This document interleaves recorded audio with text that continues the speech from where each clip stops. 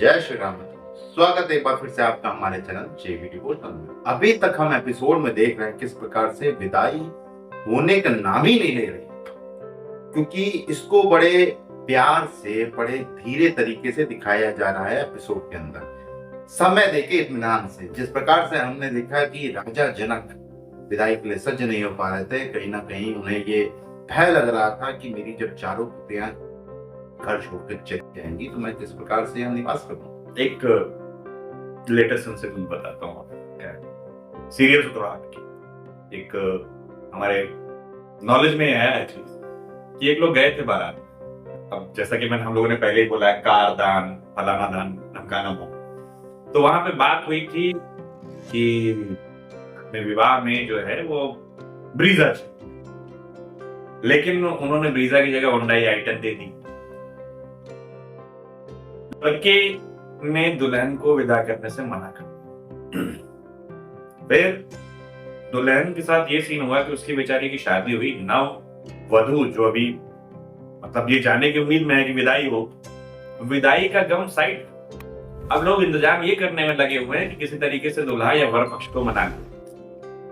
जब मुझे ये सारी घटनाक्रम के बारे में पता चला, यकीन मानिए कि मतलब ऐसा लगा कि वो सौदा था ज्यादा बेटर है, सौदा कैंसिल कर देना चाहिए था।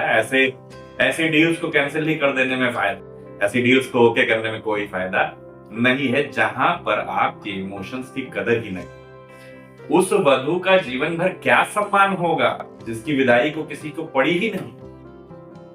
यहां पर अपनी पुत्रियों से विदा होते हुए जनक जी का कलेजा बाहर आ रहा है। उनकी माताएं अपने आप को थाम नहीं पा रही, और एक वो जिनको ये पड़ा हुआ है कि आई10 या ब्रीजा, इन दोनों में से कुछ एक वैल्यू रखता है, बिटिया से ज्यादा वैल्यू रखा था उसको। क्या कर सकते, समाज है, कलयुग है, घोर कलयुग, जानते हैं आप। बिना विलंब के एपिसोड शुरू करते हैं। Episode 81 part 1।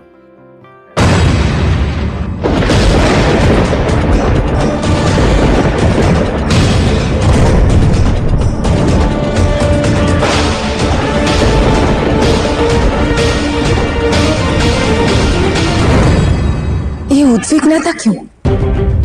ये भय क्यों? माता, मुझे ऐसा क्यों लग रहा है कि ब्रह्मदेव द्वारा दिए गए वरदान को पूर्ण अमरत्व समझने की भूल कर रहे हैं मेरे स्वामी? मंदोदरी, तुम्हारा आभास निराधार नहीं है। रावण को ब्रह्मदेव ने यह वरदान दिया है कि उसकी मृत्यु देव, असुर, पशु, यक्ष, गंधर्व द्वारा नहीं होगी, और एक स्त्री, इसका नाम नहीं लिया उन्होंने। माता, उस दिन आपने क्या देखा था जिस दिन लंकेश आपके पास आए हुए थे उस स्त्री के बारे में जानने के लिए, जो उनकी मृत्यु का कारण बन सकती है? हमने एक स्त्री को देखा था जो नारायण की आराधना इस कामना से कर रही थी कि नारायण उसे अपनी पत्नी के रूप में स्वीकार करे, और नारायण के उस अवतार का उस स्त्री से विवाह हो चुका है।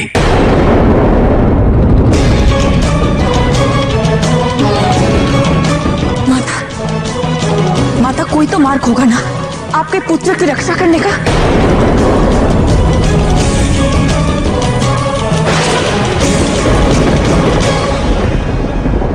उपाय तो तुम स्वयं हो मंदोदरी।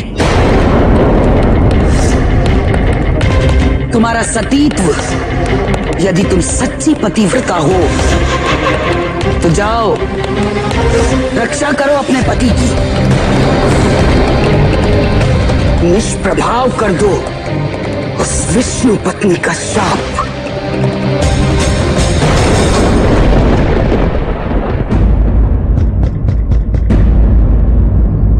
माता, तुम लौट जाओ सीता। मैं तुमसे मिल नहीं पाऊंगी। मैं समाधि में हूँ।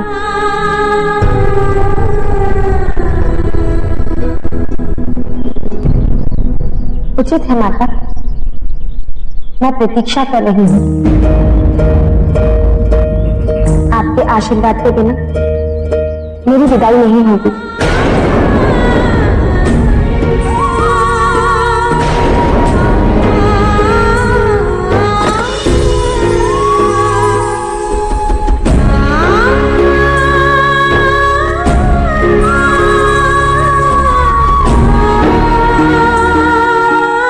जिनका ज्ञान मेरे जीवन का दर्शन बना, जिनका व्यवहार मेरे व्यक्तित्व की प्रेरणा, आज उनके नेत्रों में अश्रु।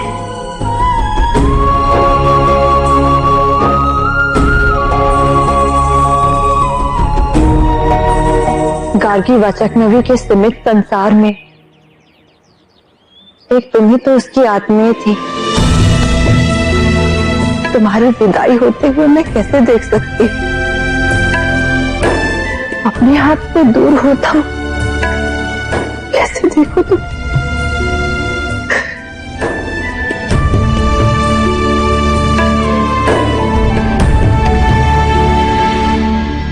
माता, ये संसार का नियम कि एक ना एक दिन शिक्षा पूरी होने के उपरांत शिष्य को गुरु का घर छोड़ना ही पड़ता है। यही संसार के हित में भी है। गुरु से मिली शिक्षा और ज्ञान को लोगों की भलाई में उपयोग कर सके, यही शिष्य का सबसे बड़ा कर्तव्य है। अब मेरे कर्तव्य पथ पर जाने का समय आ गया। आपसे मिले ज्ञान और शिक्षा को जीवन की कसौटी पर परखने का समय आ गया।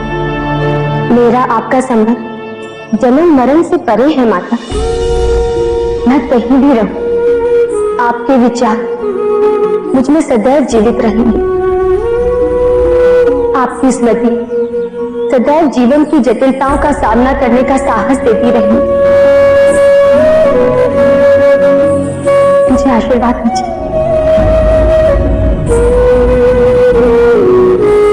प्राय मैंने देखा है, संबंधों के निर्वाह में शिथिलता आ जाती।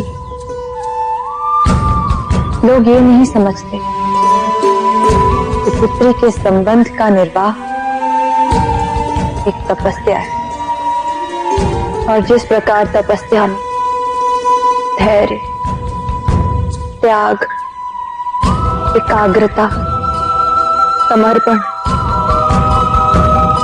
और दृढ़ संकल्प की आवश्यकता होती है, ठीक उसी प्रकार संबंधों की सफलता के लिए भी इन सभी चीजों का बहुत महत्व है। मैं इन्हीं सब बातों के साथ आशीर्वाद देती हूँ तुम्हें कि तुम्हारी सारी मनोरथ पूर्ण हो पिता, और तुम रघुकुल की ज्योति बनो, और तुम्हारा गौरव गान संसार के सभी प्राणियों द्वारा गाया जाए।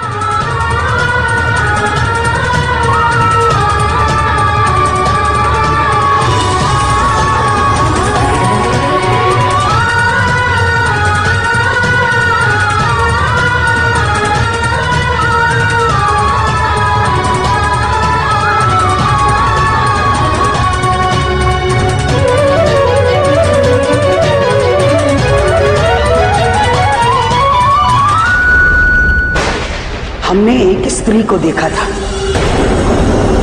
जो नारायण की आराधना इस कामना से कर रही थी कि नारायण उसे अपनी पत्नी के रूप में स्वीकार करे। नारायण के उस अवतार का उस स्त्री से विवाह हो चुका है। यदि तुम सच्ची पतिव्रता हो तो जाओ, रक्षा करो अपने पति की, निष्प्रभाव कर दो उस विष्णु पत्नी का शाप।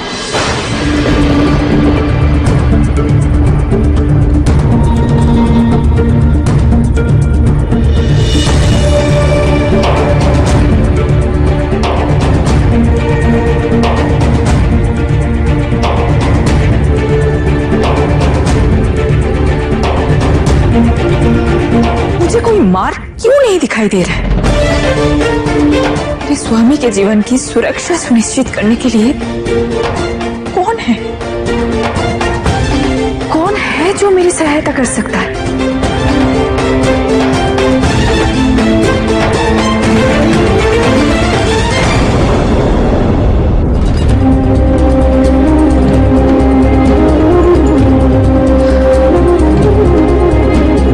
लंकेश को शाप एक विष्णु भक्त ने दिया था। हाँ हाँ, तो कोई विष्णु भक्त ही होगा जो इस शाप से मुक्ति का मार्ग प्रशस्त कर सकता है। किंतु विष्णु भक्त कौन?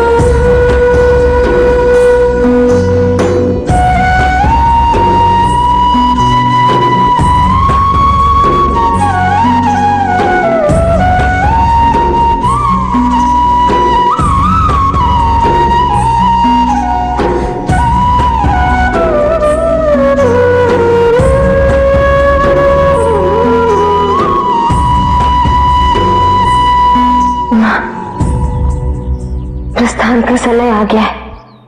पहले आपसे कभी न कर सकी, इसलिए आज अपना आभार व्यक्त करने आई हूं।